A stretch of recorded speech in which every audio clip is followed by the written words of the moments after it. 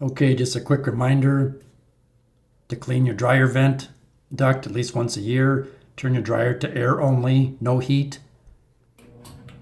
Push start, go outside, climb up on a ladder, in my case, and use one of these brush cleaning tools to gently go in and out of the dryer exhaust duct while the dryer is running. And you see all the lint fibers and coming out of the dryer exhaust duct.